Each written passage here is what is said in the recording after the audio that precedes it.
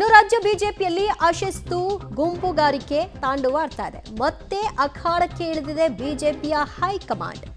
ಅಶಿಸ್ತು ಸಹಿಸಲ್ಲ ಅಂತ ಹೈಕಮಾಂಡ್ ಈ ಮೂಲಕವಾಗಿ ವಾರ್ನಿಂಗ್ ಅನ್ನ ಕೊಟ್ಟಿದೆ. ಎಸ್.ಟಿ. ಸೋಮಶೇಖರ್, ಹೆಬ್ಬಾರ್ ಇಬ್ಬರನ್ನೂ ಕೂಡ ಉಚ್ಚಾಟನೆ ಮಾಡೋ ಮೂಲಕವಾಗಿ ಒಂದು ಮೆಸೇಜ್ ಅನ್ನ ಪಾಸ್ ಮಾಡಲಾಗಿದೆ ರಾಜ್ಯದ ಬಿಜೆಪಿ ನಾಯಕರಿಗೆ. 5 ಶೋಕಾಸ್ ನೋಟಿಸ್, ಇಬ್ಬರ ವಿರುದ್ಧ ಕ್ರಮ ಜರುಗಿಸಲಾಗಿದೆ. ಈ ಶೋಕಾಸ್ ನೋಟಿಸ್ ಅಲ್ಲಿ ಯಾರು ನೋಟಿಸ್ ಪಡೆದಿದ್ದಾರೆ ಅವರು ತಿದ್ಕೊಳ್ಳದೆ ಹೋದ್ರೆ ಅವ್ರಿಗೂ ಕೂಡ ಮುಂದಿನ ದಿನಗಳಲ್ಲಿ ಇದೇ ಹಾದಿ ಅಂತ. ಉಚ್ಚಾಟನೆಗೆ ಕಾರಣಗಳೇನು?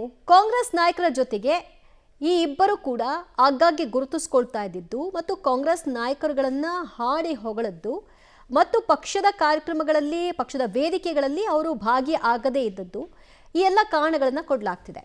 ಸಿದ್ದರಾಮಯ್ಯ, ಡಿ.ಕೆ. ಶಿವಕುಮಾರ್ರನ್ನ ಪದೇ ಪದೇ ಹೊಗಳ್ತಾ ಇದ್ರು, ಅವರ ಗುಣಗಾನವನ್ನ ಮಾಡ್ತಾ ಇದ್ರು.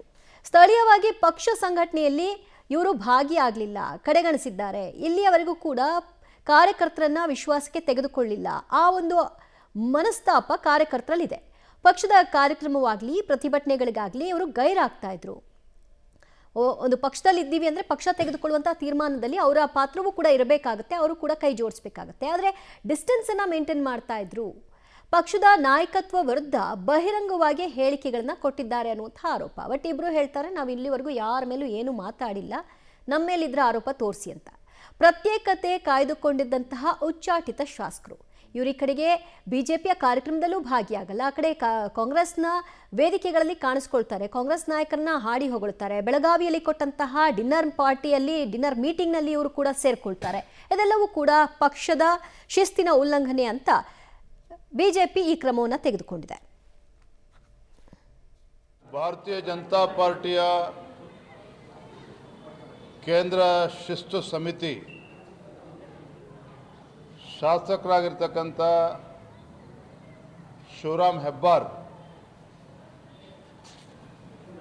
ಪಕ್ಷ ವಿರೋಧಿ ಚಟುವಟಿಕೆಗಳನ್ನು ಏನು ಮಾಡಿದ್ರು,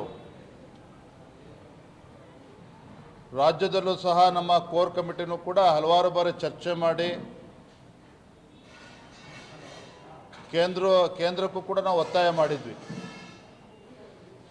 ಒಂದು ನಿರ್ಧಾರವನ್ನು ತೆಗೆದುಕೊಳ್ಬೇಕು, ಶಿಸ್ತು ಕ್ರಮವನ್ನು ಕೈಗೊಳ್ಳಬೇಕು ಅಂತೇಳಿ ನಮ್ಮ ಅಭಿಪ್ರಾಯಗಳನ್ನು ತಿಳಿಸಿದಂಥ ಸಂದರ್ಭದಲ್ಲಿ ಬಿಜೆಪಿಯ ಕೇಂದ್ರದ ಶಿಸ್ತು ಸಮಿತಿ ಶಿವರಾಮ್ ಹೆಬ್ಬಾರ್ ಶಾಸಕರನ್ನು 6 ವರ್ಷಗಳ ಕಾಲ ಅಮಾನತನ್ನು ಮಾಡಿರ್ತಕ್ಕಂಥದ್ದು. ಪಾರ್ಟಿಗಿಂತ ದೊಡ್ಡವರು ಯಾರೂ ಇಲ್ಲ. ಪ್ರಜಾಪ್ರಭುತ್ವದಲ್ಲಿ ಅಭಿಪ್ರಾಯ ಭೇದಗಳು, ಭಿನ್ನ ಮತ ಸ್ವಾಭಾವಿಕ. ಆದರೆ ಪಾರ್ಟಿ ಒಂದು ನಿರ್ಣಯ ಕೊಟ್ಟ ಮೇಲೆ ಆ ಪಾರ್ಟಿ ನಿರ್ಣಯವನ್ನು ಪಾಲಿಸಬೇಕಾಗತ್ತೆ.